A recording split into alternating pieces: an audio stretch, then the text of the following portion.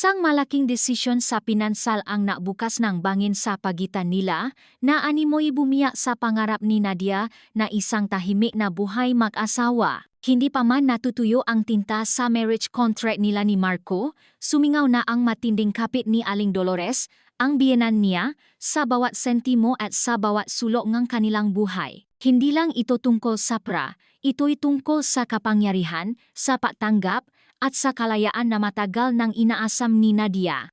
Si Nadia, sa kanyang kalmado at matalinong tindig, ay nagmula sa isang pamilyang simple ngunit puno ang pagmamahalan na nagturo sa kanya ang halagang sipak at sariling diskarte. Abogado siya, may propesyong sariling pinahirapan, at may pangarap na makapagpatayo ng sariling tahanan kasama si Marco, ang kanyang kabiyak. Si Marco naman, ang nag-iisang anak na lalaki ni Aling Dolores, ay isang inhinyero sa isang kumpanya ng konstruksyon. May matipunong pangangatawan, mabait, at mapagmahal, ngunit sa ilalim ng lahat ng ito, naroon ang isang anak na nakakadena sa malalim na utang na loob at takot sa kanyang ina. Si Aling Dolores, isang biyuda, ang matriya ng kanilang angkan sa kanilang barangay sa Marikina. Kilala sa kanyang katigasan ng ulo at matinding paniniwala sa tradisyon, itinuring niyang ang kanyang pamamahala sa lahat ng aspeto ng buhay ng kanyang anak ay tanda ng kanyang pagmamahal at pag-alala. Ang kanilang bahay, na nakatirik sa isang lumang lote sa tabi ng ilog, ay puno ng marelikyang nakaraan at ng maala-alang hindi niya mahayaang makawala. Nasimula, ang lahat ng matanaw nila ang isang maliit na lote na sakto para sa kanilang pangarap na bahay.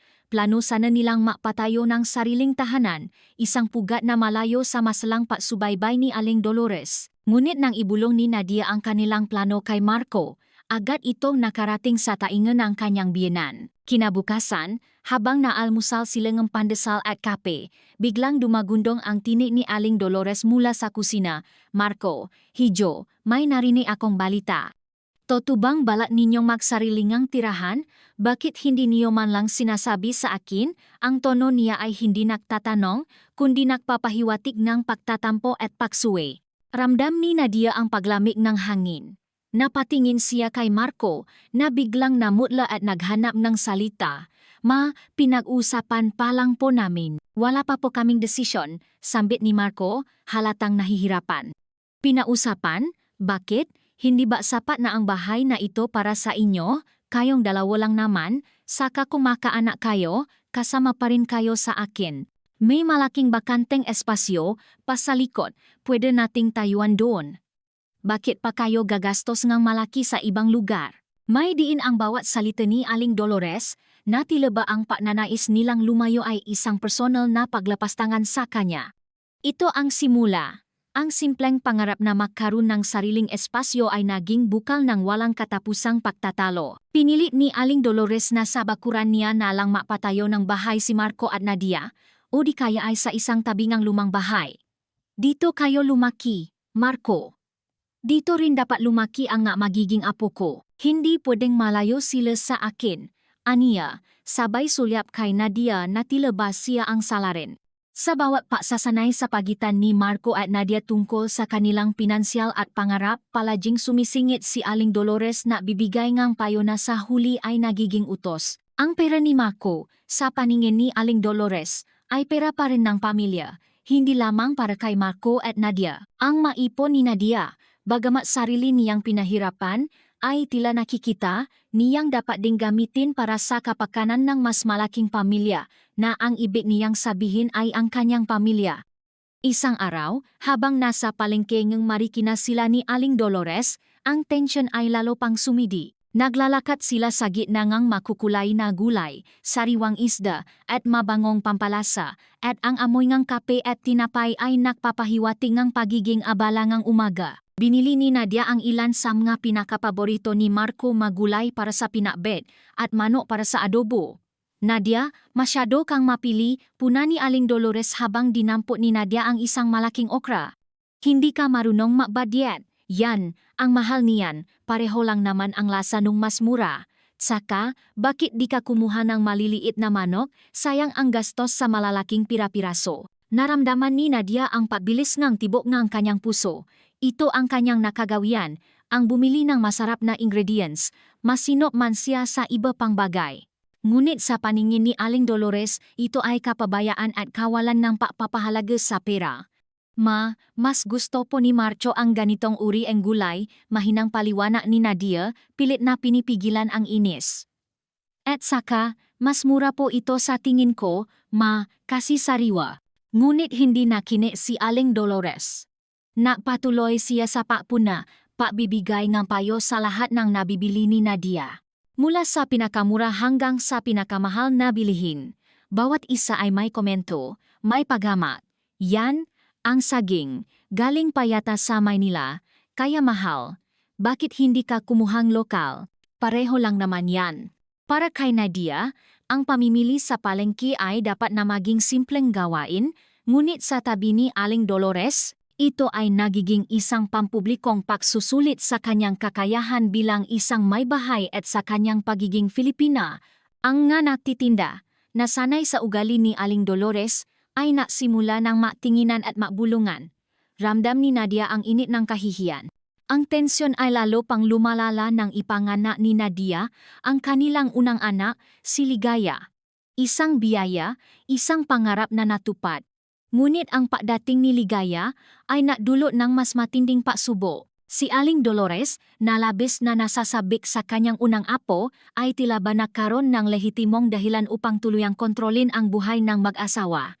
Naku, Nadia, bakit mo pinapaligo ng gabi ang bata? Makakasakit yan, dapat sa umaga lang. Saka, ang gatas, masyadong malamig.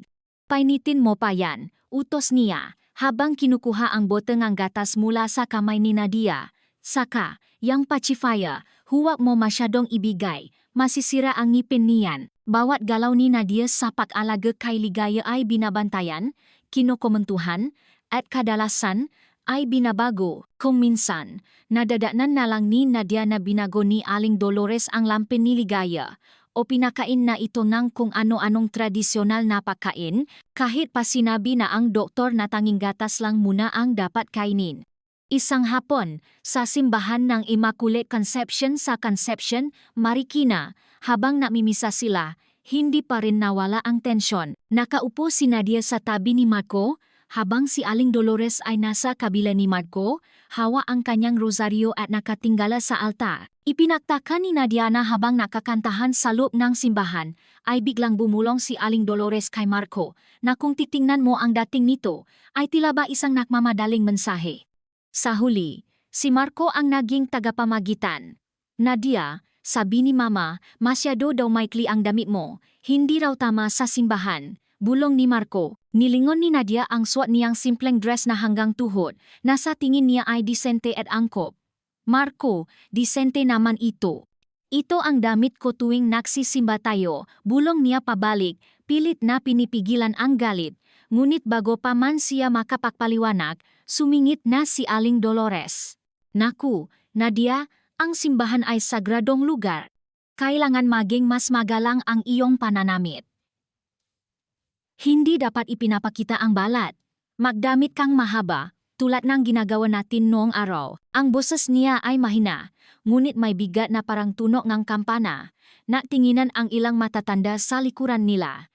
Pulang-pula si Nadia sa kahihiyan. Pagkatapos ng misa, habang naglalakad palabas, hindi na pinansin ni Nadia ang nga bulong-bulungan ng nga kapitbahay na nakakita sa sitwasyon. Ang relihiyon, na dapat sanay magbigay ng kapayapaan, ay naging isa pang kasangkapan ni Aling Dolores sa pagkontrol. Ang problema sa pera ay lalong napakumplikado sa kanilang sitwasyon. Sa kabilangan kita nilang dalawa, tila ba hindi sila nakakaipon? Nasimula ng matanong si Nadia. Nalaman niya na regular na hinihingan ni Aling Dolores ng pera si Marco para sa kung ano-anong pangangailangan. Pampayos ng bubong, pambili ng gamot ng kapitbahay na kamag-anak, pambayad sa kuryente ng bahay nila, at kung minsan, pambili ng kung ano-anong mamahaling kagamitan sa bahay na hindi naman nila kailangan. Pero, makano po ba ang kailangan niyo? Tanong ni Marco isang gabi, pagkatapos malaman ang isang malaking halaga na hiningi ni Aling Dolores. Ana, huwag ka nang matanong. Alam kong may praka. Mahalaga, sa akin ang makita na nakakapaambak ka pa rin sa pamilya.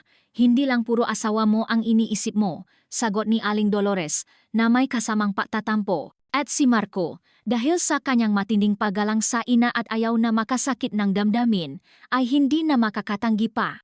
Ang pangako ni Marco na pagtatayuan, sila ang bahay sa bakuran ni Aling Dolores ay nanatiling pangako. Ang maaipon nila ay unti-unting nauubos. Isang tanghali, habang namimili sila ni Marco sa Eastwood Mall, napansin ni Nadia ang isang tindahan ng magamit para sa sanggol. Gusto sana niyang bilhan si Ligaya ng isang magandang high chair at organic na pagkain para sa bata na parehong inirekomenda ng pediatrician. Ngunit bago pa man niya may dikit ang kanyang nga kamay sa high chair, biglang tumuno ang telepono ni Marco, si Aling Dolores. Marco, anak, bakit kayo nasa mall? Sayang sa gastos yan. Saka, nasaan si Ligaya? Ang init-init doon, baka makasakit ang bata. Narinig ni Nadia ang boses ni Aling Dolores mula sa telepono, malakas at nag-uutos. Marco, bumili na lang kayo ng high chair sa palengke. Mas mura doon. At yang nga imported na pagkain ng bata, huwag kang mapabudol. Mas masustansa pa rin ang nilaga mong gulay. Napabuntong hininga si Nadia. Hindi niya maintindihan kung paano malalaman ni Aling Dolores ang bawat galaw nila.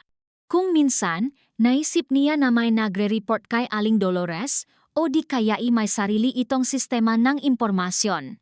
Sa huli, umuwi sila ng walang nabiling high chair o organic na pagkain. Nagsimula nang lumalim ang lama sa pagitan nila ni Marco. Bakit hindi ka makatanggi sa kanya, Marco? Ang paulit-ulit na tanong ni Nadia. Ayaw ko lang naman na maging malungkot si Mama Nadia. Nag-isa na lang siya. Mahalaga sa kanya na kasama tayo, sagot ni Marco, na tila ba ang kanyang ina ay isang musmos na madaling masaktan. Ang nga pang-araw-araw na pagtatalo at nga pagtutol ni Aling Dolores ay unti-unting nakpawalang saysay sa pagkatao ni Nadia. Nagsimula siyang magduda sa kanyang sariling kakayahan bilang ina, asawa, at babae. Sa Parke ng Marikina, kung saan madalas siyang maglakad-lakad kasama si Ligaya tuwing hapon para mag-isip-isip at magpalami ang ulo, doon niya binubuhos ang kanyang hinanakit. Isang hapon, habang nakaupo siya sa isang bangko sa ilalim ng malaking puno, pinagmamasdan ang nga batang naglalaro, may lumapit sa kanya. Si Tita Sol, ang kapatid ni Aling Dolores na mas bata at mas maluwag ang pag-aisip. Nadia, anak, kamusta ka? Ang laki na ni Ligaya, bati ni Tita Sol, na may ngiti. Mayos lang po, Tita Sol, sagot ni Nadia, pilit na ngumingiti. Nakita ni Tita Sol ang lungkot sa mata ni Nadia. Alam kong mahirap ang pinagdadaanan mo sa ate ko. Matigas talaga ang ulo niyan. Pero, Nadia, huwag mong masyadong dibdibin. Ganyan talaga yan. May pinagdaanan lang siya noong kabataan niya, kaya siguro ganyan. Kinuwento ni Tita Sol ang nakaraan ni Aling Dolores. Kung paanong maaga itong nabalo, kung paanong nag-isa nitong itinaguyot si Marco sa kabila ng kahirapan. Kung paanong tinakot ito noon nang makamaanak ng kanyang asawa na agawin si Marco dahil sa kawalan nito ng kakayahang alagaan ang bata. Kaya siguro, ganyan na lang ang kapit niya kay Marco. Takot siyang mawalan ulit. Paliwanag ni Tita Sol na may paunawa sa kanyang boses. Sa isang banda, naintindihan ni Nadia. Ngunit sa kabilang banda, hindi niya matanggap na ang pagmamahal na iyon ay sumasakal sa kanya. Pero, tita, hindi naman po ako agaw kay Marco. Asawa niya po ako. May sarili po kaming buhay, malungkot na sambit ni Nadia. Alam ko, anak, pero mahirap baguhin ang nakasanayan. Sa tingin niya, ito ang tama, kaya kailangan mo lang maging matata. Huwag mong kalimutan ang sarili mong boses. Ang payo ni Tita Sol ay nabigay ang konting gaan sa loob ni Nadia, ngunit hindi nito inalis ang mabigat na pasanin.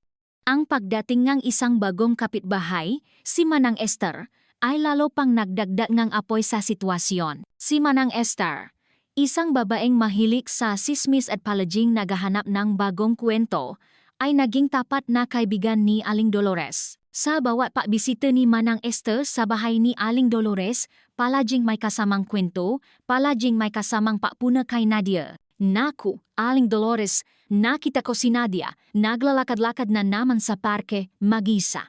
Iniwan na naman niya si Ligaya sa inyo, sismis ni Manang Esther, na may kasamang bulong. Sana naman ay ginagawa niya ang kanyang obligasyon bilang ina, hindi naman pwedeng puro sarili lang ang iniisip. Ang mga tsismis na ito ay lalong nagpakalat na apoy sa damdamin ni Aling Dolores, na sa huli ay nagiging sanhing paninisi kay Nadia.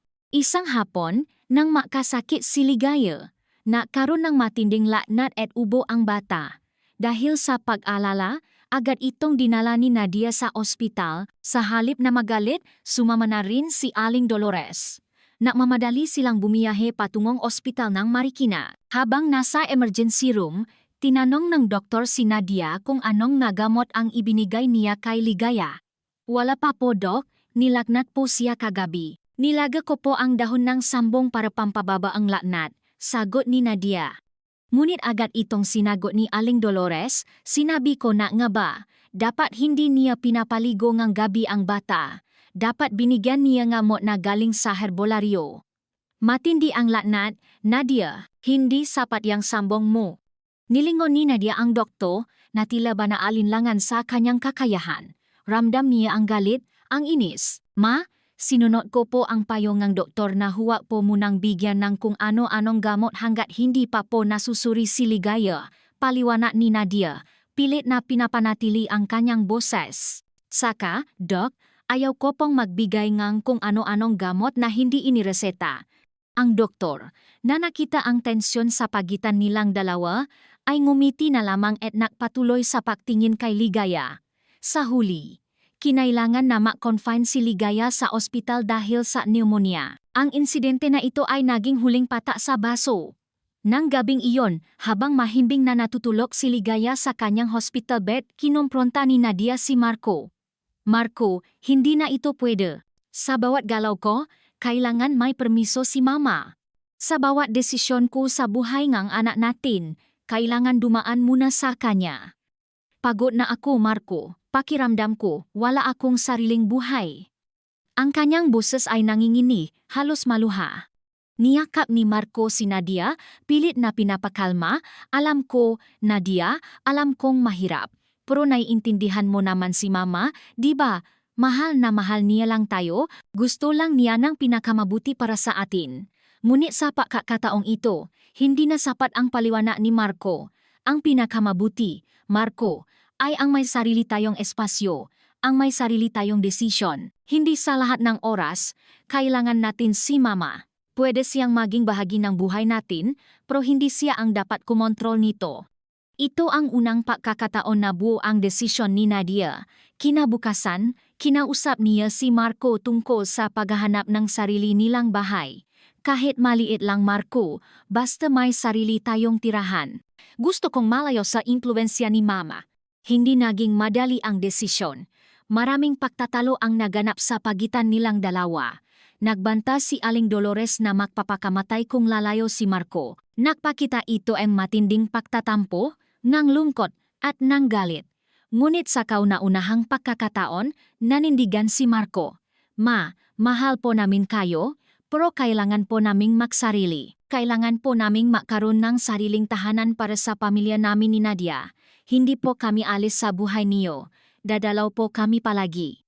Ang masalitang ito ay tila ba isang punyal na tumusok sa puso ni Aling Dolores. Ngunit sa kabilang ng sakit, naramdaman ni Marco na ito ang tama. Sinimulan nilang maghanap ng lupa sa ibang barangay, malayo sa Marikina. Isang linggo matapos lumabas si Ligaya sa ospital, habang nag-almusal, biglang lumapit si Aling Dolores kay Nadia. Nadia, anak, patawarin mo ako. Ang kanyang boses ay mahina, halos pabulong. Alam kong masyado akong nasasakal, masyado akong nakikialam. Hindi ko lang siguro maintindihan ang pagbabago ng panahon. At sa totoo lang, takot akong mawalan ng pamilya. Nagulat si Nadia. Hindi niya inasahan ang pahingingang tawad mula kay Aling Dolores. Ramdam niya ang pag-init ng kanyang mata. Ma, okay lang po, sagot ni Nadia. Niyakap si Aling Dolores. Sa pagyakap na iyon, tila ba nabasa ang lahat ng pader sa pagitan nila. Ang pahingingang tawad ni Aling Dolores ay hindi nangangahulugan na nawala ang lahat ng problema.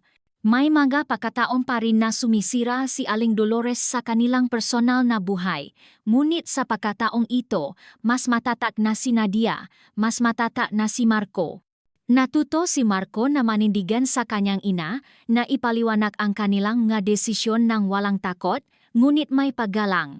Natuto si Nadia na magtakda ng malimitasyon na ipagtanggol ang kanyang sariling espasyo at ang kanyang pamilya nang hindi nawawala ang paggalang sa nakatatanda. Sa huli, nakahanap sila ng isang maliit na bahay sa Cainta, Rizal na medyo malayo sa Marikina. Malayo man, hindi naman masyadong malayo para hindi dalawin si Aling Dolores. Bago sila lumipat, nakaroon sila ng isang simpleng hapunan kasama si Aling Dolores, si Tita Sol, at Manang Esther. Nadala si Aling Dolores ang paboritong adobo ni Marco, at si Nadia naman ay nagluto ang sinigang, ang paborito ni Aling Dolores. Naging masaya ang gabi, puno ang tawanan at kwentuhan.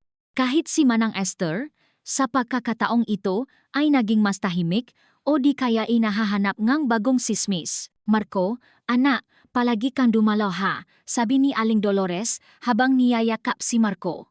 At ikaw, Nadia, huwag kang mag-alala. Hindi na ako manghihingi ng pera, biro niya, sabay kindat. Sa kanilang bagong tahanan, natakpuan ni Nadia ang kapayapaan na matagal niyang hinahanap. Mayroon silang sariling espasyo kung saan sila ang napapasya kung ano ang gusto nilang gawin. Mayroon silang sariling kusina kung saan si Nadia ang nagluluto ng kanyang sariling nga putahe. Mayroon silang sariling bakuran kung saan malayang nakakalaro si Ligaya. Naging mas matatak ang kanilang pamilya. Naging mas matamis ang kanilang pagmamahalan. Ang napasubo na kanilang pinagdaanan ay napatibay sa kanilang relasyon at naturo sa kanila ng halaga ng paggalang, ng paunawa, at ng papapatawad. Ang kanilang pamilya ay hindi na isang pamilya na pinamamahalaan ng takot at tradisyon, kundi isang pamilya na pinamamahalaan ng pagmamahalan at paggalang. Sa mga sumunod na taon, naging mas maayos ang relasyon ni Nadia at Aling Dolores. Madalas pa rin itong dumalaw, ngunit sa pagkakataong ito, hindi na ito pumupunta para manghimasok, kundi para makipagkwentuhan at makipaglaro sa kanyang apo. Si Nadia naman ay masaya nang tanggapin ang kanyang biyenan sa kanilang tahanan na may paggalang at pagmamahal. Natuto siyang unawain na ang pagmamahal ni Aling Dolores ay may kasamang takot, at ang kanyang pagiging matigas ay bunga ng kanyang nakaraan. Ang kwento ni Nadia at Aling Dolores ay isang paalala na ang pamilya ay hindi palaging perpekto, ngunit sa huli, ang pagmamahalan at paunawa ang magiging tulay sa anumang agwat. Ang matradisyon ay mananatili, ngunit ang pag-unawa at respeto sa individual ay kailangan ding umiral upang magkaroon ng tunay na kapayapaan sa isang pamilya. Hindi ito isang patatapos na puno ang drama, kundi isang simula ang patanggap, paunawa, at pahilo ang nga sugat na dulo ang nakaraan. Sa wakas, malaya na si Nadia at ang kanilang pamilya ay nahanap na ang kanilang sariling kapayapaan. Sa kanilang bagong tahanan, natakpuan ni Nadia ang kapayapaan na matagal niyang hinahanap. Mayroon silang sariling espasyo kung saan sila ang nagpapasya kung ano ang gusto nilang gawin. Mayroon silang sariling kusina kung saan si Nadia ang nagluluto ang kanyang sariling nga putahe. Mayroon silang sariling bakuran kung saan malayang nakakalaro si Ligaya. Naging mas matatak ang kanilang pamilya. Naging mas matamis ang kanilang pagmamahalan. Ang nga pagsubok na kanilang pinagdaanan ay nagpatibay sa kanilang relasyon at nagturo sa kanila ng halaga ng paggalang, ng pag-unawa at ng pagpapatawad. Ang kanilang pamilya ay hindi na isang pamilya na pinamamahalaan ng takot at tradisyon, kundi isang pamilya na pinamamahalaan ng pagmamahalan at paggalang. Sa mga sumunod na taon, naging mas maayos ang relasyon ni Nadia at Aling Dolores. Madalas pa rin itong dumalaw, ngunit sa pagkakataong ito, hindi na ito pumupunta para manghimasok, kundi para makipagkwentuhan at makipaglaro sa kanyang apo. Si Nadia naman ay masaya nang tanggapin ang kanyang biyenan sa kanilang tahanan na may paggalang at pagmamahal. Natuto siyang unawain na ang pagmamahal ni Aling Dolores ay may kasamang takot at ang kanyang pagiging matigas ay bunga ng kanyang nga nakaraan. Ang kwento ni Nadia at Aling Dolores ay isang paalala na ang pamilya ay hindi palaging perpekto, ngunit sa huli, ang pagmamahalan at pag-unawa ang magiging tulay sa anumang agwat. Ang matradisyon ay mananatili, ngunit ang paunawa at respeto sa individual ay kailangan ding umiral upang magkaroon ng tunay na kapayapaan sa isang pamilya. Hindi ito isang patatapos na puno ng drama, kundi isang simula ng patanggap, paunawa, at pagilong nga sugat na dulot ng nakaraan. Sa wakas, malaya na si Nadia at ang kanilang pamilya ay nahanap na ang kanilang sariling kapayapaan. Ang kapayapaan na iyon ay hindi nangangahulugan ng kawalan ng hamon, kundi ngang kakayahang harapin ang maito ng may pakakaisa. Lumipas ang ilang buwan at unti-unting lumalim ang ugat ng pamilya ni Nadia sa Cainta. Ang maliit nilang bahay, na may 2 silid tulugan at isang simpleng bakuran, ay naging tahanan ng maraming masasayang alaala. Tuwing umaga, bumabangon si Nadia ng may ngiti. Wala nang pangambang darating si Aling Dolores at didiktahan ang bawat galaw niya. Malaya siyang magluto ng agahan para sa kanyang pamilya, mag-ayos ng bahay sa sarili niyang paraan, at planuhin ang kanilang araw ng walang anumang banta. Nakasanayan na niya ang amoy ng kape na naglalangkap sa amoy ng kanyang nilulutong pandesal na pinagsasaluhan nilang tatlo sa maliit nilang hapagkainan.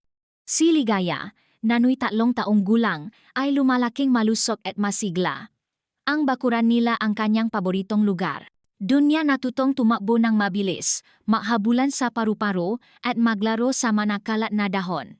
Madalas, nakaupo si Nadia sa beranda, pinapanood ang anak na masayang naglalaro habang si Marco naman ay nasa trabaho. Si Marco, bilang isang engineer sa isang construction firm, ay nagtatrabaho ng husto, ngunit laging nakakahanap ng oras para sa kanyang pamilya. Tuwing gabi, pagdating niya mula sa trabaho, ang unang hinahanap niya ay ang yakap ni Ligaya at ang mainit na hapunan na inihanda ni Nadia. Ang simpleng ritual na ito ay nagbibigay sa kanila ng kapayapaan at lakas. Isang araw, habang abala si Nadia sa paglilinis, may kumatok sa kanilang pinto. Ito ay ang kanilang kapitbahay, si Aling Minda, isang matandang may bahay na mahilig maghalaman. Nadia, anak, may naibabalik na naman akong bunga ng ampalaya, sabi ni Aling Minda habang iniaabot ang isang supot. Marami kasi akong anihin. Ayos lang ba? Ay, Aling Minda, salamat po. Sagot ni Nadia, tinanggap ang supot. Kay buti niyo po talaga. Kailan po ba ako makakabawi sa inyo? Ngumiti si Aling Minda. Naku, walang anuman yan, Hija. Para sa atin-atin lang dito sa kapitbahayan. Masarap yan gisa sa itlog. O kaya ilagyan mo ngang hipon? Nakangiti si Nadia. Ito ang isa sa mga bagay na gustong-gusto niya sa kanilang bagong komunidad, ang pagiging palakaibigan at pagtutulungan ng mga tao. Iba ito sa Marikina, kung saan ang mga kapitbahay ay abala sa sarili nilang mundo at bihirang makipag-ugnayan, maliban na lang kung may handaan. Sa Cainta, ang mga tao ay parang isang malaking pamilya, at unti-unti, naramdaman ni Nadia na kabilang na rin siya rito. Minsan, dumadalaw si Aling Dolores sa kanilang bahay kasama si Manang Esther. Hindi na natatagal si Manang Esther tulad ng dati. Mukhang hindi na siya gaanong nakakahanap ng maksismis sa bagong tahanan ni Nadia. Masaya si Aling Dolores na makipaglaro kay Ligaya at madalas ay nagdadala siya ng malaruan o paboritong pagkain ng apo. Napansin ni Nadia na mas naging malumanay ang boses ni Aling Dolores at mas naging maingat siya sa kanyang masalita. Hindi na niya pinupuna ang paraan ng pagpapalaki ni Nadia sa anak o ang kalinisan ng bahay. Sa halip, nagtatanong siya tungkol sa kanilang nga plano at minsan ay nagbibigay ng nga payo. Ngunit laging may kasamang paalala na kayo pa rin ang magdedesisyon. Maanak, isang hapon, habang nakakape sila sa beranda, sinabi ni Aling Dolores, "Alam mo, Nadia, miss ko rin yung mga araw na abala ako sa pagluluto at pag-asikaso kay Marco. Pero ngayon, masaya akong nakikita kayong masaya rito. May sarili na kayong pamilya, sarili ninyong mundo." Niyakap ni Nadia ang biyenan. "Salamat po, Ma. Mahal po namin kayo." Naramdaman ni Nadia ang tunay na pagbabago sa puso ni Aling Dolores. Hindi ito isang perpektong pagbabago, ngunit sapat na upang makaroon sila ng isang mapayapang relasyon. May mga pagkataon pa rin na nakakalimutan ni Aling Dolores ang kanyang mga limitasyon, lalo na kapag nabibigay ng payo tungkol sa pra o sa pagpapalaki kay Ligaya, ngunit madali na silang nakakapausap ni Marco tungkol dito nang walang awe o hidwaan. Natuto na si Marco na ipaliwanag ang kanilang pananaw ng hindi napapadai sa takot o guilt. Sa kanilang bagong buhay, mas naging malihain si Nadia. Dahil sa pagiging malayo sa mga pamilya, naisip niyang maksimula ng isang maliit na negosyo. Nagsimula siyang mabake nga tinapay at cookies, Una para sa kanilang pamilya, tapos para sa mga kapitbahay. Ang kanyang chocolate chip cookies at banana bread ay naging sikat sa kanilang barangay. Sa paghihikayat ni Aling Minda at ng iba pang mga kapitbahay, napasya si Nadia na maglagay ng maliit na karatulang Nadia's homemade goodies sa labas ng kanilang bahay. Sigurado ka ba, Hon? Tanong ni Marco isang gabi, habang tinitingnan ang listahan ng mga ingredients na kailangan ni Nadia. Hindi ba masadong mahirap? May ligaya ka pa. Ngumiti si Nadia. Kaya ko to, Marco. Mahirap pero masaya. At saka, gusto kong may ginagawa ako na sa akin talaga, bukod sa pag-alaga sa inyo. Parang gusto kong bumalik yung ako na naging abala sa trabaho dati, bago ako naging asawa at nanay. Naunawaan ni Marco. Alam niya na matagal ding pinangarap ni Nadia ang makaroon ng sariling hanap buhay bago pa man sila mapakasal. Niyakap niya ang asawa, suputado kita, basta wak kang mapakapagod masyado. Tutulungan kita sa abot na makakaya ko. Sa tulong ni Marco, bumili sila ng isang bagong oven at mga kagamitan. Nasimulang umarangkada ang maliit na negosyo ni Nadia. Habang natutulog si Ligaya sa tanghali, abala si Nadia sa pagmamasa at pagbaba. Tuwing hapon, pagkatapos maglaro ni Ligaya, makasama silang makbalot ng nga tinapay. Minsan, inaabutan ni Ligaya ang mga cookies sa mga bumibili na kinagigiliwan ng mga kapitbahay. Nakita ni Nadia ang kagalakan sa mata ni Ligaya tuwing may bagong tao siyang nakikilala. Ang maliit na negosyo ay hindi lang nagbigay ng karagdagang kita sa pamilya, kundi nagbigay din ng fulfillment kay Nadia at nagpalawak ng mundo ni Ligaya. Isang Pasko, napasya si Marco at Nadia na imbitahan ang buong pamilya para magdiwang sa kanilang bahay sa Chainta. Kabilang dito sina Aling Dolores, Tita Sol, Manang Esther, at ang iba pa nilang makamaanak mula Marikina. Sa simula, nag-alala si Nadia kung paano magiging comfortable ang lahat sa kanilang maliit na bahay, ngunit tiniyak sa kanya ni Marco na magiging maayos ang lahat. Excited na akong magdekora, Ate Marco, sabi ni Nadia. Ito ang unang Pasko na tayo ang host sa sarili nating bahay. Tinulungan ni Marco si Nadia sa papapalamuti ng bahay. Naksabit sila ng maparol at mga Christmas lights. Naglagay sila ng maliit na Christmas tree sa sala. Ang bahay, na dati tahimik, ay napuno enerhe, saya at sigla. Dumating ang araw ng Pasko. Maaga pa lang ay dumating na si Aling Dolores, bitbit ang regalo at ang paborito niyang fruit salad. Nadia, anak, kailangan mo ba ang tulong sa pagluluto? Tanong niya, na may tono ng pag-alok, hindi ng pagdidikta. Ngumiti si Nadia. Kaya ko pa po, ma. Pero sige po, baka pwede niyo akong tulungan sa paghihiwa ng gulay para sa sinigang. Masayang tumulong si Aling Dolores. Nagkwentuhan sila habang naghahanda ang pagkain. Nagpakita nga litrato si Aling Dolores ang nga panahong bata pa si Marco na kinagiliwan ni Nadia. Hindi na sila nag-away tungkol sa mamaliit na bagay. May mga pagkataon na nakalimutan ni Aling Dolores ang bawang para sa adobo at minsan naman ay na-overcook ni Nadia ang spaghetti, ngunit sa huli, ang mahalaga ay makasama silang naghahanda at nagtatawanan. Dumating ang iba pang mga bisita. Si Tita Sol ay nakdala ng lechon, habang si Manang Esther ay may dalang puto at kutsinta.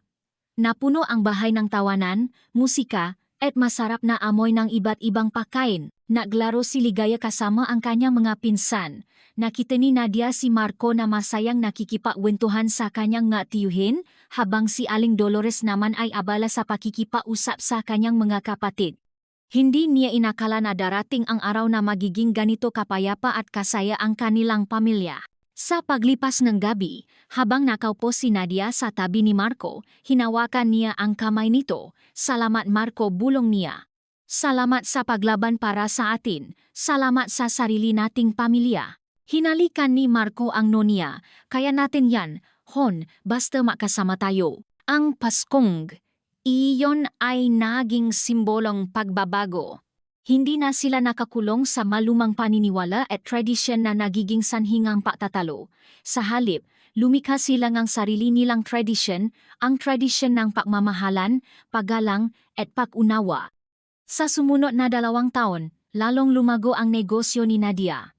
Hindi na lang siya nagbebenta ng cookies at banana bread, kundi pati na rin ng nga customized cakes para sa birthday at iba pang okasyon. Kailangan na niyang kumuha ng tulong.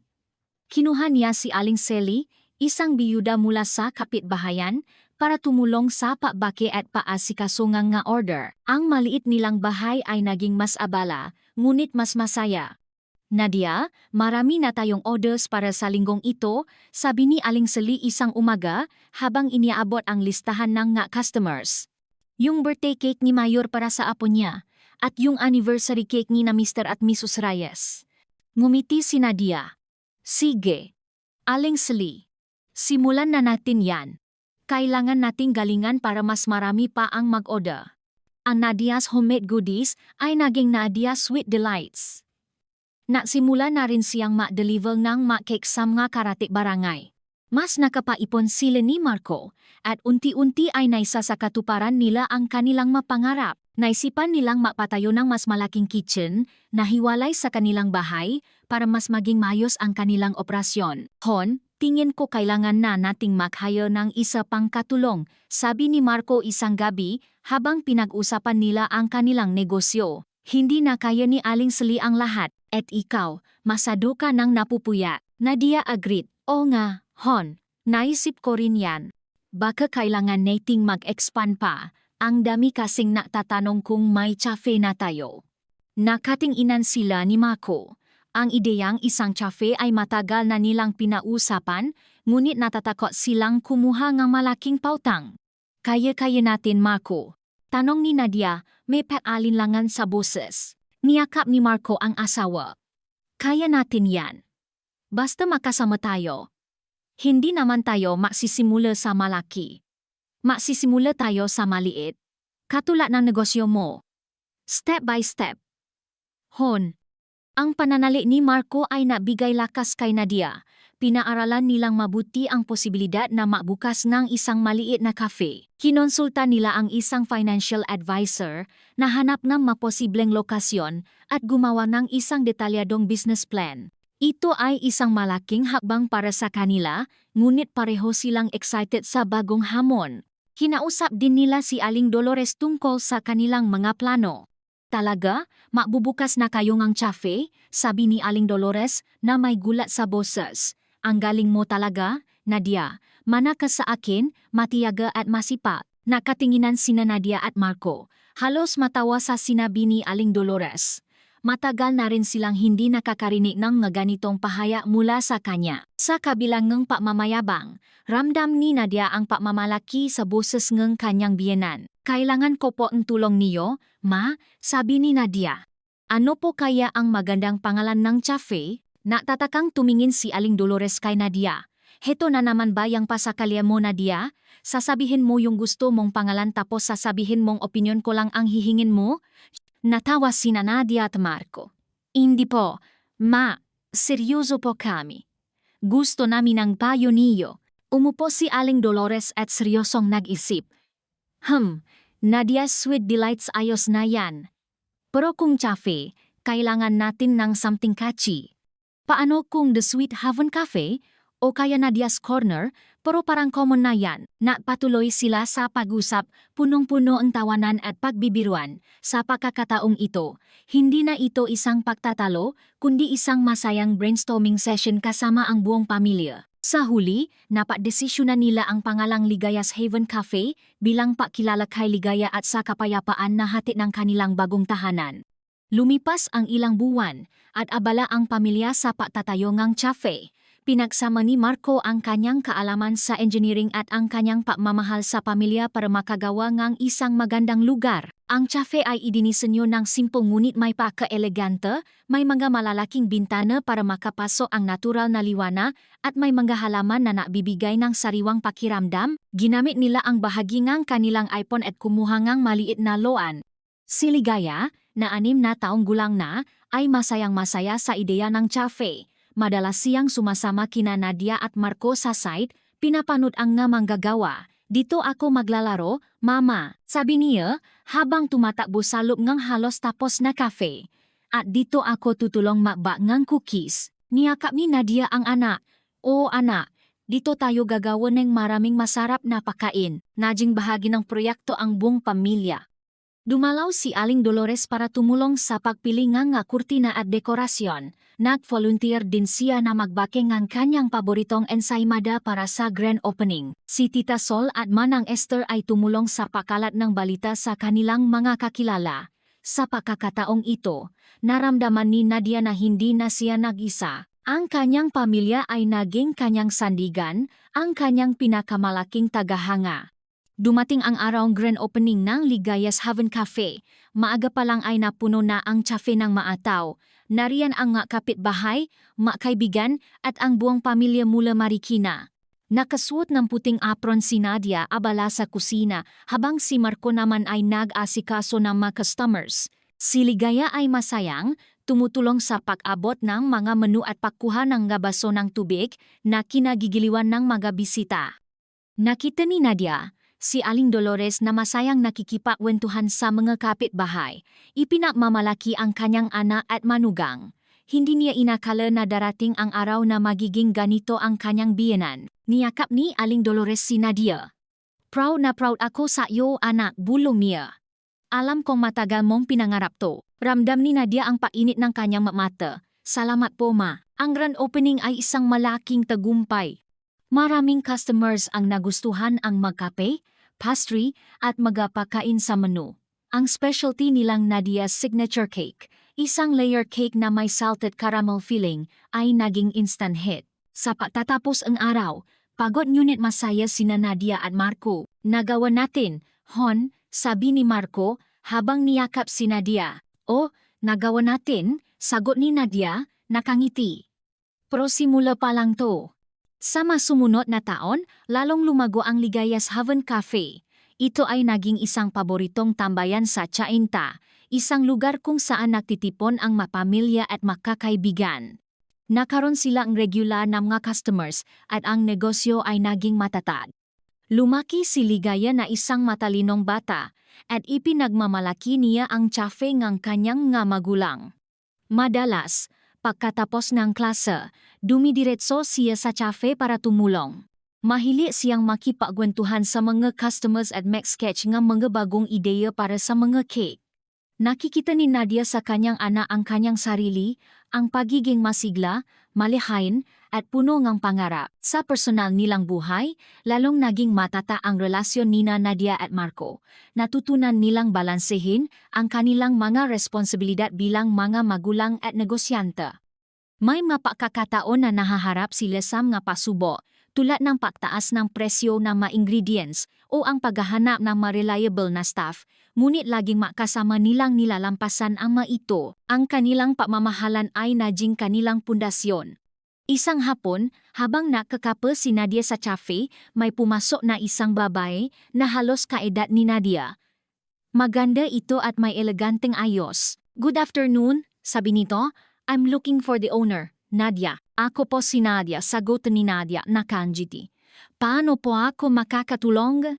Ngumiti ang babae. Ako si Andrea. I heard a lot about your cafe and your cakes. I'm a culinary school graduate and I'm planning to open my own pastry shop. I was hoping you could mentor me. Nagulat si Nadia. Hindi niya inakala na darating ang araw na siya ang hihingan ng mentorship. Mentor? Naku, Andrea, hindi naman po ako professional baker. Self-taught lang po ako. But you're successful, sagot ni Andrea. That's what matters. I admire your journey, how you started from scratch and built this beautiful place. Napangiti si Nadia. Inanyayahan niya si Andrea na umupo at nakwentuhan sila ng matagal. Sa pausap na iyon, naramdaman ni Nadia ang kanyang paglago. Hindi lang siya, isang simpleng asawa at ina. Siya ay isang entrepreneur, isang inspirasyon, at isang matata na babae. Ang relasyon ni Nadia at Aling Dolores ay lalo pang lumalim. Madalas pa ring dumalaw si Aling Dolores sa cafe, hindi para manghimaso, kundi para suportahan ang negosyo ang kanyang manugang. Tuwing may bagong dessert si Nadia, si Aling Dolores ang unang susubok at magbibigay ng matapat na feedback na ngayon ay tinatanggap na ni Nadia ng may ngiti. Sa kanilang tahanan sa Marikina, nag-iisa na si Aling Dolores matapos lumipat si Tita Sol sa Batangas upang manirahan kasama ang kanyang anak. Madalas, nagyayaya si Nadia na doon na lang maghapunan si Aling Dolores sa kanila o kaya'y magstay ng ilang araw. Walang pag-atubili, masaya na si Aling Dolores na tanggapin ang imbitasyon. Ang takot na mawalan ng pamilya ay napalitan ng katiyakan na mayroon siyang pamilyang laging namamahal at sumusuporta sa kanya. Isang araw, habang naglilinis ng kanyang opisina sa cafe, nakita ni Nadia ang isang lumang litrato. Ito ang litrato nilang maasawa noong bagong kasal sila, kasama si Aling Dolores. Naalala niya ang lahat ng pinagdaanan nila, ang pagtatalo, ang sakit, ang paghihiwalay, at ang pagbabati. Napangiti siya, totunga na ang pagsubok ang humuhubok sa atin. Ang kanyang paglalakbay mula sa isang babaeng takot manindigan hanggang sa isang matata na ina at negosyante ay isang patunay na ang pagbabago ay posible basta may pagmamahal at determinasyon. Nag-umpisa ang isang bagong kabanata sa kanilang buhay nang magpasya si Ligaya na sundan ang ngayapa ng kanyang ina. Nasa high school na si Ligaya nang magpahayag siya ng interes sa culinary arts. Mama, gusto ko pong kumuha ng culinary course pagkatapos ng high school, sabi niya isang gabi habang naghapunan. Gusto ko pong maging tulad niyo, magaling magluto at may sariling negosyo. Tuwang-tuwa si Nadia sa narinig. Talaga anak, seryoso ka? Opo, sagot ni Ligaya, nakangiti. Gusto ko pong ipagpatuloy ang legacy ng Ligaya's Haven Cafe. Gusto ko pong magkaroon tayo ng mas maraming branches. Niyakap ni Nadia ang anak. Kung yan ang gusto mo, anak, suportado ka namin ni Papa. Naramdaman ni Nadia ang paasa sa mga salita ni Ligaya. Hindi lang siya naktayo ng negosyo, naktayo rin siya ng isang pangarap na ay papatuloy ng susunod na henerasyon. Lumipas ang mga taon, natapos si Ligaya sa culinary school at naaral pa sa abroad para mas mapaghusay ang kanyang kaalaman sa pastry. Bumalik siya sa Pilipinas, bit-bit ang mabagong ideya at teknik. Kasama si Nadia, pinag-aralan nila ang pagpapalawa ang Ligaya's Heaven Cafe. Nagbukas sila ng pangalawang branch sa isang malaking mall. At sa loob ng 5 taon, nakaroon sila ng 5 branch sa iba't ibang parte ng Rizal.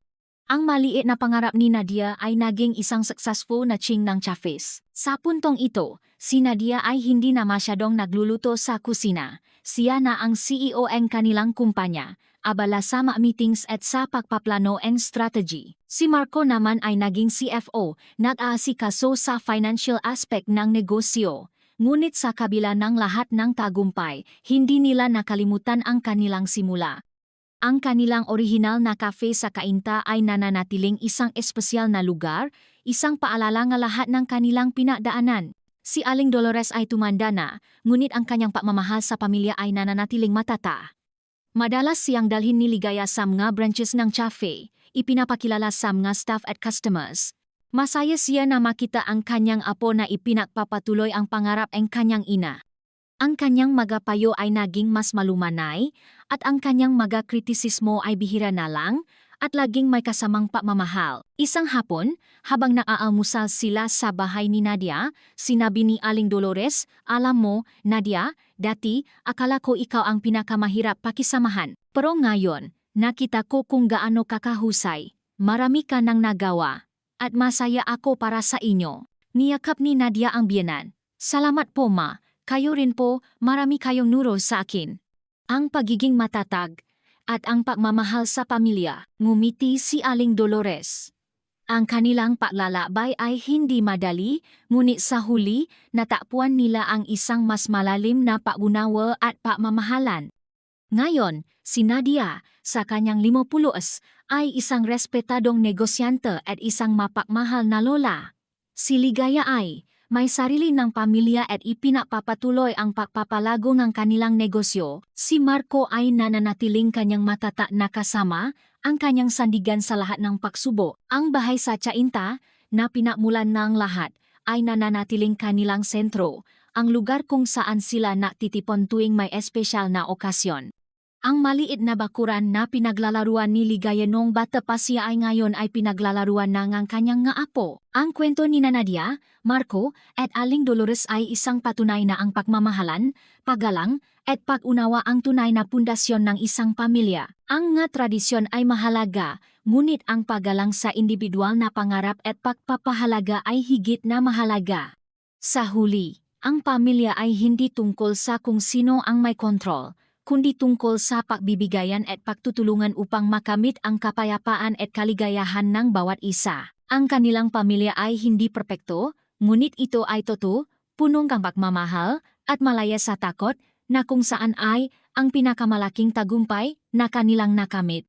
Sa bawat tasaang kape na iniinom sa Ligaya's Heaven Cafe at sa bawat kagat ng kanilang signature cake, ipinadiriwang ang kwento ng isang babaeng naglaban para sa kanyang kalayaan at isang pamilyang natutong magmahal at magpatawad. Ito ang legacy ng paasa, pagbabago, at walang hanggang pagmamahalan. Ang buhay, tulad ng isang masarap na tsake, ay may iba't ibang layers, minsan matamis, minsan mapait, ngunit sa huli, ang mahalaga ay ang tamis ng pagmamahalan na nagbibigay kulay sa bawat kagat. At sa bawat bagong kabanata ang kanilang buhay, patuloy silang lumalago, nagbabago, at nagiging mas matatag dahil sa pagmamahalan na bumubuklod sa kanilang pamilya.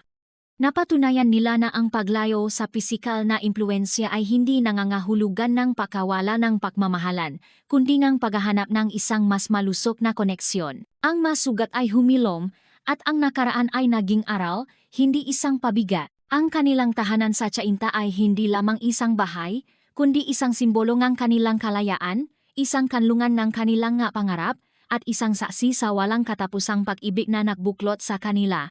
Patuloy silang naglalakbay, buong-buo at malaya, habang yakap ang bawat alaala at nagtatakdang gabagong pangarap para sa hinaharap, kasama ang mga susunod na henerasyon na kanilang pinagmumulan ng inspirasyon. Patuloy silang naglalakbay, buong-buo at malaya, habang yakap ang bawat alaala at natatakda ng magabagong pangarap para sa hinaharap, kasama ang mga susunod na henerasyon na kanilang pinagmumulan ng inspirasyon.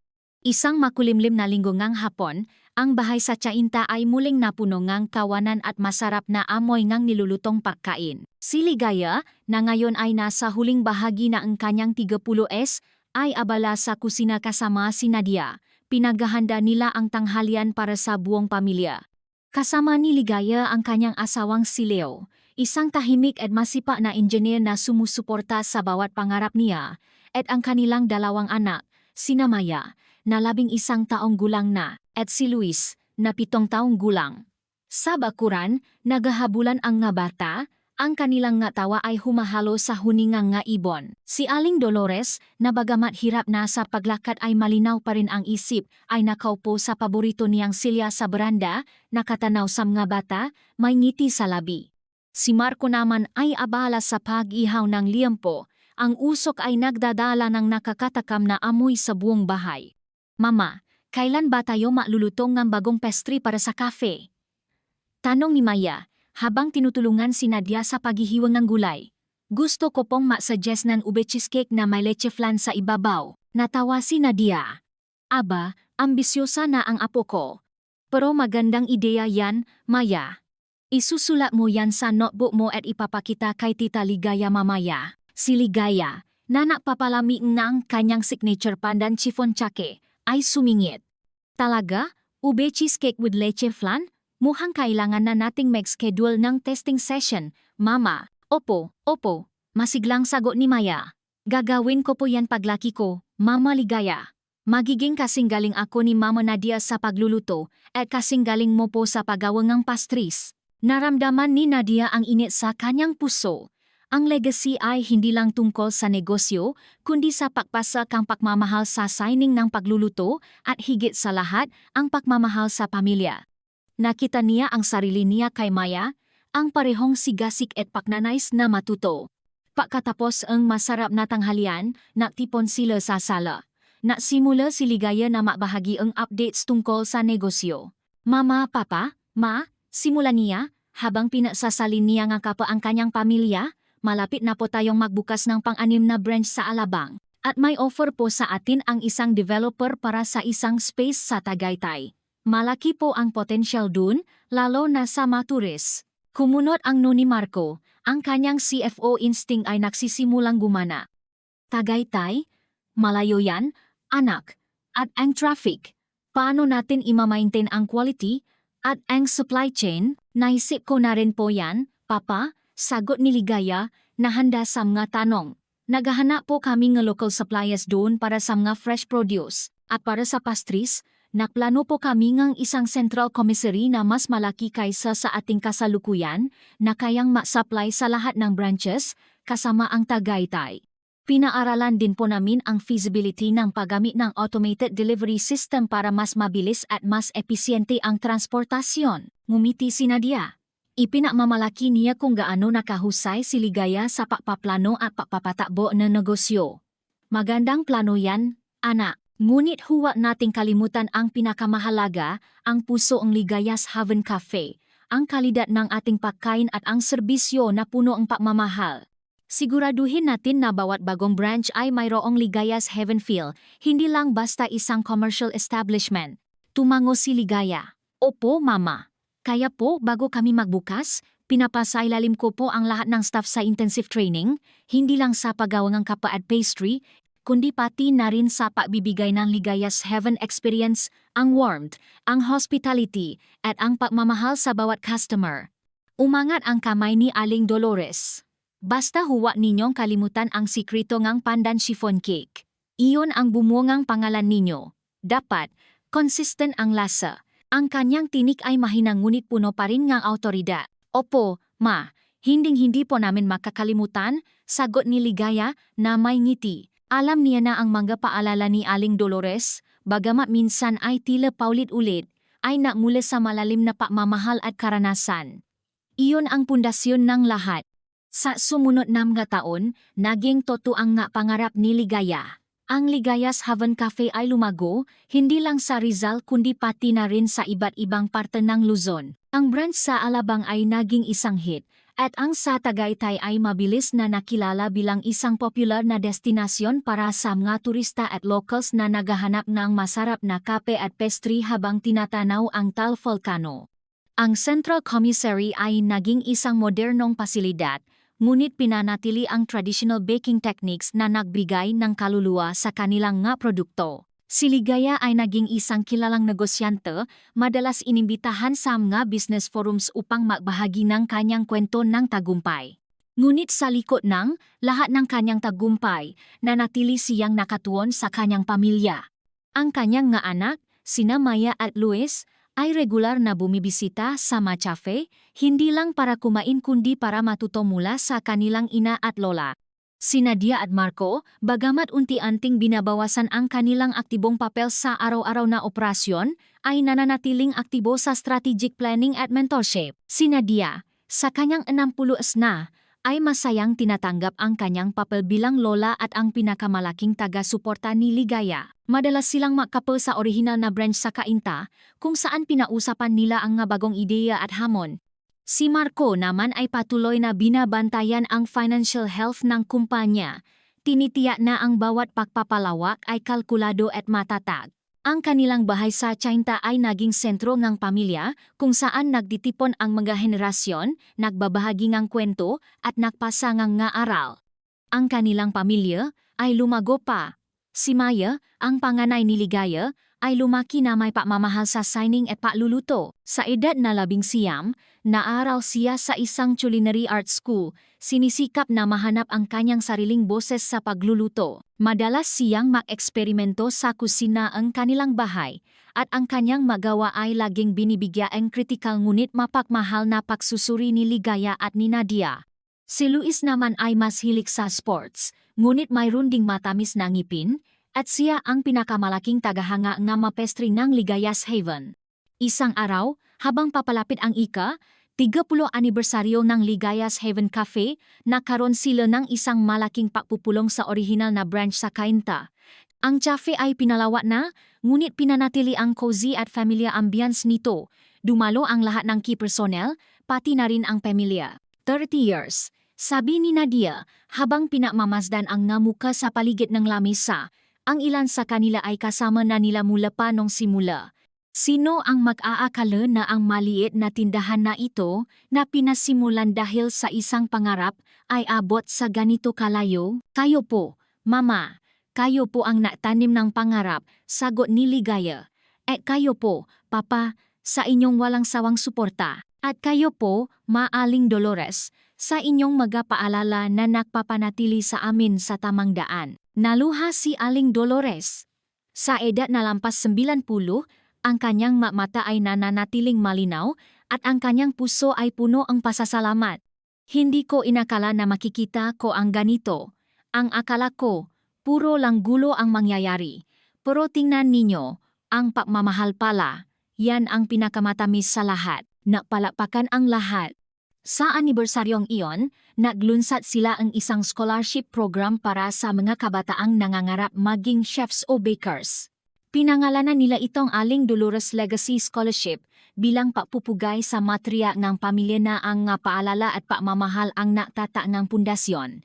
Naorganisa din sila ang isang fundraising event para sa isang community center sa Cainta bilang pasasalamat sa komunidad na sumuporta sa kanila mula pa noong simula. Iyon ang araw na naramdaman ni Ligaya, ang tunay na bigat at ganda ng kanilang legacy, hindi lang sa yaman na nakamit, kundi sa buhay na kanilang nahawakan at napagyaman. Habang patuloy na lumalaki ang negosyo, nakaroon din ng mahamon. Isang malaking krisis sa ekonomiya ang nagpahirap sa maraming negosyo. Ngunit ang Ligaya's Haven Cafe, dahil sa matatak na pundasyon nito at sa matalinong pamamahala nina Ligaya at Marco, ay nakalampas. Na-implementa nila ang mga bagong estratehiya tulad ng pagpapakilala ng Pay It Forward system para sa kape, kung saan maaring bumili ang isang customer ng kape para sa susunod na customer na nangangailangan, na lalong nagpatibay sa kanilang koneksyon sa komunidad. Nag-introduce din sila ng mas abot kayang merienda deals nang hindi isinasakripisyo ang kalidad upang mas marami pa rin ang makatikim ng kanilang produkto sa gitna ng hirap ng buhay. Ang kanilang tahanan sa Cainta ay nagpatuloy na maging isang kanlungan. Tuwing Pasko, ang bahay ay nagiging sentro ng pagdiriwang, puno ng ilaw, maregalo at ang masarap na amoy ng Noche Buena. Ngayon, ang mga apo ni Ligaya, ang mga anak nina Maya at Luis na lumaki at nakaroon na rin ng sariling pamilya, ay naglalaro sa bakuran. Ang kanilang mga tawa ay nakababalik sa alaala ng batang Ligaya na nahahabulan din doon. Si Nadia at Marco, sa kanilang gintong edad, ay masaya na nakikita ang kanilang pamilya na patuloy na lumalaki at lumalalim ang pagmamahalan. Si Aling Dolores, matapos ang isang mahaba at makulay na buhay, ay mapayapang yumao sa kanyang pagtulog habang yakap ang larawan ng kanyang pamilya. Ang kanyang ngiti ay dala ang kapanatagan ng isang buhay na puno ng pagmamahal. Ang kanyang pagpanaw ay nag-iwan ng kirot sa puso ng pamilya, ngunit ang naaral niya at ang kanyang presensya ay nanatiling buhay sa bawat sulok ng bahay, sa bawat resipi at sa bawat ngiti ng bawat henerasyon. Ang kanyang pagpanaw ay natula sa pamilya na mas pahalagahan ang bawat sandali. Napakdesisyonan nina Ligaya at Nadia na gawing isang maliit na memory corner ang paboritong silya ni Aling Dolores sa beranda. Nilalagyan ng kanyang larawan at ilang personal na gamit upang laging alalahanin ang kanyang presensya. Sa bawat mahalagang pagpapasya, pakiramdam nila ay kasama pa rin nila si Aling Dolores. Ang kanyang malumanay na boses ay bumubulong ng karunungan sa kanilang mga puso. Ang pamilya ay hindi kailanman nawawala, nagbabago lang ang anyo nito. Si Maya, na nagtapos na sa culinary school at nagtrabaho ng ilang taon sa iba't ibang prestihiyosong restaurant sa abroad, ay bumalik sa Pilipinas dala ang mga sariwang ideya at isang bagong pananaw sa fusion cuisine. Habang ginagalang niya ang mga tradisyon ng Ligaya's Haven Cafe, ninais din niyang mag-inject ang kanyang sariling pagkamalihain. Mama, Lola, gusto ko pong gumawa ng isang bagong concept restaurant, sabi ni Maya isang gabi habang nagdidina ang pamilya. Isang lugar na magsa-celebrate ng modernong lutong Pinoy, pero may twist. Siguro, isang fine dining experience na may inspirasyon mula sa Ligaya's Heaven, pero mas adventurous. Nakatinginan sina Ligaya at Nadia. Nakita nila kay Maya ang parehong pananais na mag-explore at maglikha, ang parehong tapang na lumabas sa comfort zone na noon ay taglay din ni Nadia nang itayo niya ang unang cafe. Magandang ideya yan, anak, sabi ni Nadia. Pero tandaan mo, ang tagumpay ay hindi lang sa gandang ideya, kundi sa pagtitiyaga, sa pag-aral, at sa pagmamahal sa ginagawa mo. At sa papapanatilingang iyong sariling boses, dada ni Ligaya. Huwag kang matakot na maging kakaiba, basta tuto ka sa iyong sarili at sa iyong signing. Sa suporta ang kanyang pamilya, itinata ni Maya ang kanyang sariling restoran ang Silayan na nangahulugang liwana o pagmamasit sa pausbong ng araw. Hindi ito Ligaya's Heaven Cafe, ngunit ito ay direktang inspirasyon mula sa tradisyon at legacy ng kanyang pamilya. Ang Silayan ay nabigay ng bagong panlasa sa culinary landscape ng Maynila, pinahalo ang mga Pinoy ingredients sa international techniques, at nakaroon ng sarili nitong loyal following. Madalas na dinadalaw ni Nadia at Ligaya ang Silayan. Ipinakmamalaki ang mga accomplishment ni Maya. Ang bawat putahe ay may kwento, at ang bawat kwento ay may bakas ang pagmamahal na ipinasa sa kanya mula sa kanyang lola at ina. Si Luis, sa kabilang banda, ay natapos bilang isang sports management specialist.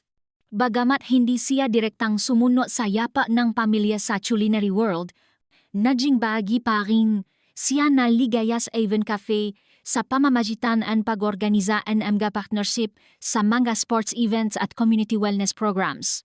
Siya ang nagdala ang bagong energy at network sa negosyo, pinapalawak ang kanilang reach sa ibang demographic. Ang pamilya ay hindi lang tungkol sa isang landas, sabi niya minsan, kundi sa pagtutulungan ng bawat isa upang lalong lumaki ang ating kolektibong pangarap. Ang Ligaya's Haven Cafe ay nagpatuloy na lumago, umabot na sa mga probinsya at naging isa sa mga pinakamalaking coffee shop chains sa bansa. Ang kanilang mga signature cakes at pastries ay naging iconic. Ang orihinal na branch sa Cainta ay nanatiling buhay, isang museo ng kanilang kasaysayan, kung saan naroon pa rin ang orihinal na oven at ang lumang counter na nakasaksi sa lahat ng kanilang pinagdaanan.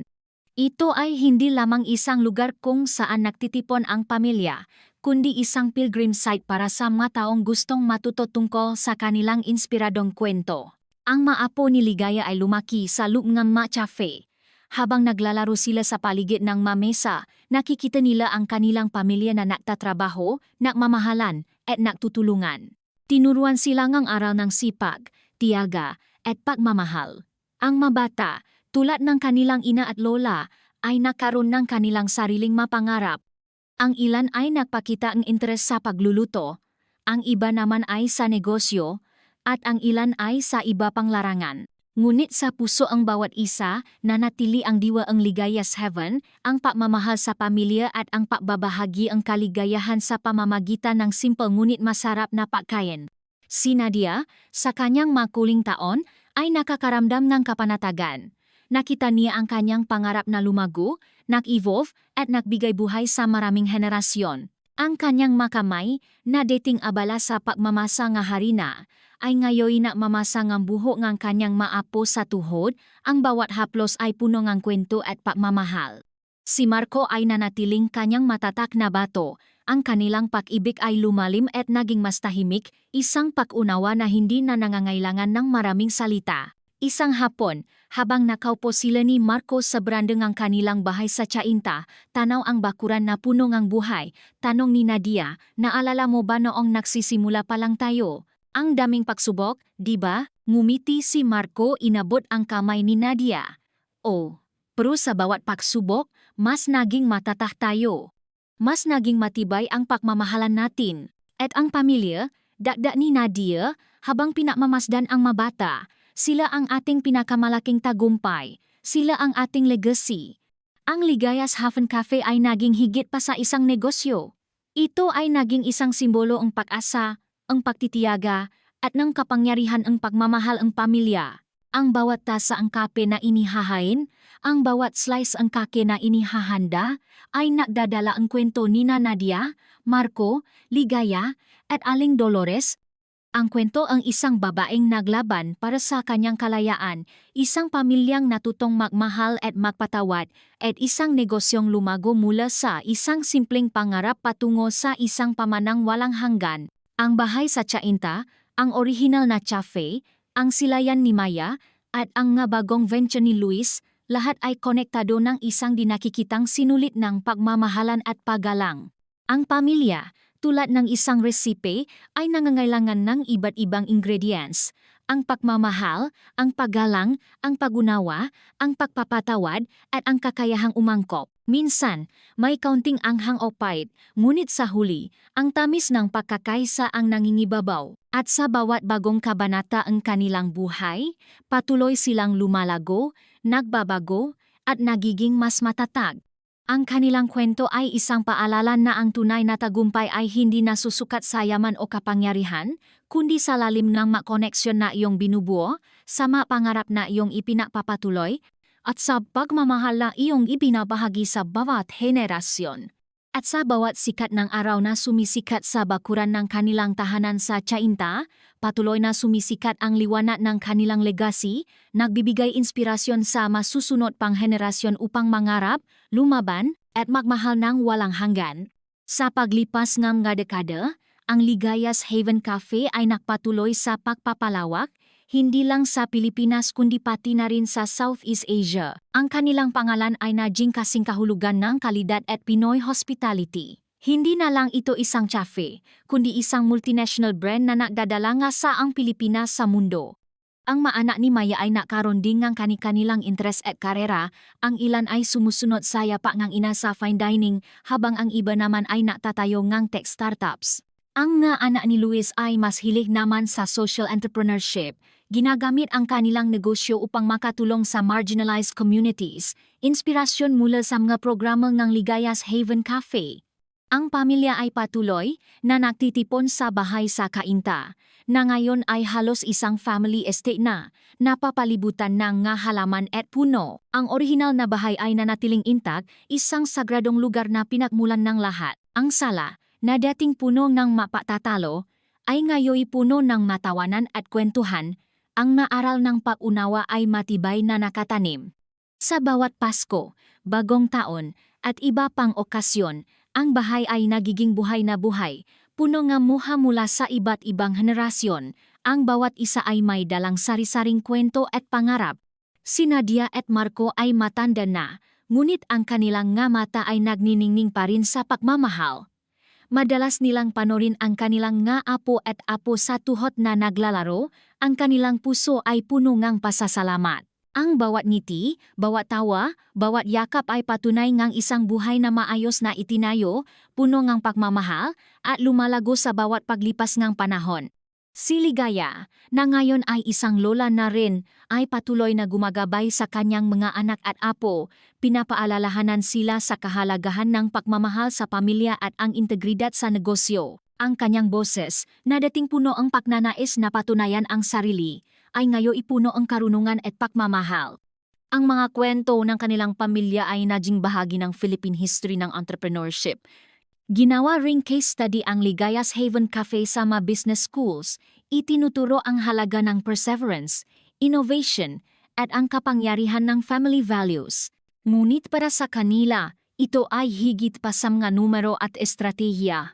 Ito ay tungkol sa mga alaala, sa mga pagtawa at luha na kanilang pinagsamahan, sa mga pagsubok na kanilang nalampasan, at sa pagmamahal na bumuklot sa kanila. Ang pamilya de los Reyes ay naging isang testamento sa katatagan ng pamilyang Pilipino, ang kakayahan nitong umangkop, lumago, at umunlad, habang nananatili ang nga pangunahing halaga. Ang bahay sa Chainta ay hindi lamang isang istruktura en kahoy at semento, kundi isang nabubuhay na repositoryo ng mga pangarap, ng mga alaala, at ng isang pag-ibig na walang hanggan. Ang nga sugat ng nakaraan ay ganap ng humilom, at ang bawat aral ay nagsilbing gabay sa pagbuongang, isang hinaharap na mas maliwanag at mas makulay. Sa bawat bagong umaga, habang sumisikat ang araw sa kanilang tahanan, ang pamilya ay patuloy na humaharap sa buhay ng may paasa at pananampalataya. Ang bawat bagong henerasyon ay nagdadala ng sariwang enerhiya at mga bagong ideya, ngunit ang mga pundasyon ay nananatiling matatag, ang pagmamahal sa Diyos, sa pamilya at sa kapwa. Ang kanilang legacy ay hindi lang nakasulat sa mga tarpaulin ng cafe o sa mga business reports. Nakaukit ito sa puso ng bawat miyembro ng pamilya, sa kanilang ngiti, sa kanilang kwento, at sa kanilang patuloy na paglalakbay na puno ng pag-asa, pagmamahalan, at walang katapusang inspirasyon. Ang bawat hapunan, bawat paktitipon, ay isang pagdiriwang ng buhay, ng pamilya, at ng isang pangarap na patuloy na yumayabong, nagpapatunay na ang tunay na kayamanan ay ang pag-ibig na ibinabahagi at ang kaligayahan na natatakpuan sa bawat isa. Ang kanilang buhay ay naging isang masarap na cake, may iba-ibang layers ng karanasan, ng saya at lungkot, ng pagsubok at tagumpay, ngunit sa bawat kagat, ang tamis ng pagmamahalan ang nabibigay sa kanya ng tunay na kahulugan at di malilimutang lasa.